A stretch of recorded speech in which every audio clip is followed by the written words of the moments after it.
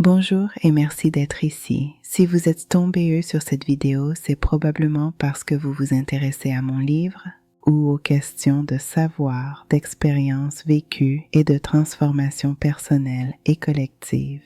Aujourd'hui, je souhaite simplement vous expliquer pourquoi j'ai écrit ce livre, à qui il s'adresse et ce qu'il n'est pas. Ce livre est né d'un constat simple. Il existe un écart profond entre les discours officiels, académiques, institutionnels, sociaux et ce que vivent réellement les personnes dans leur corps, leur esprit et leur parcours de vie. J'ai écrit ce livre pour mettre des mots sur des expériences souvent tues, non pas pour accuser, mais pour rendre intelligible ce qui reste invisible. Il part du vécu, mais cherche avant tout le sens et la réflexion. Je tiens à être très clair. Ce livre n'est pas un règlement de compte. Ce n'est pas un manifeste contre une institution et ce n'est pas un travail académique au sens strict. C'est un livre de réflexion écrit dans un langage accessible qui s'adresse à celles et ceux qui se sont déjà demandé: est-ce que ce que je vis a une valeur, même si ce n'est pas reconnu officiellement?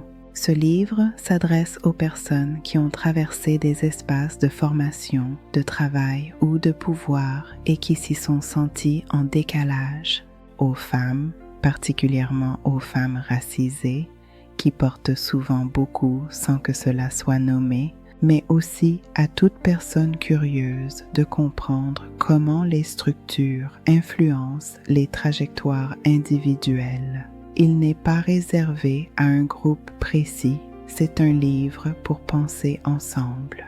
Dans ce livre, je propose des récits, des analyses personnelles et des pistes de réflexion. Je ne dis pas « voici la vérité ». Je dis « voici une lecture possible ».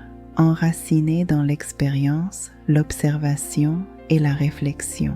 Mon parcours traverse plusieurs mondes, le monde académique, le monde social et le monde intime. Ce livre existe précisément parce que ces mondes ne se parlent pas assez.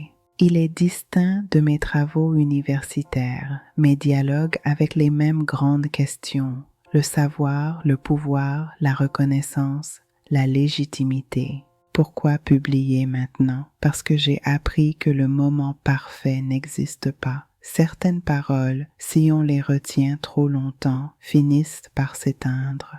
Et je crois profondément que partager une réflexion n'est jamais une faute, tant qu'elle est faite avec honnêteté et responsabilité. Si vous lisez ce livre, je vous invite à le faire sans chercher à être d'accord ou pas, mais en vous demandant simplement: qu'est-ce que cela m'apprend sur moi, sur les autres, sur le monde que nous construisons?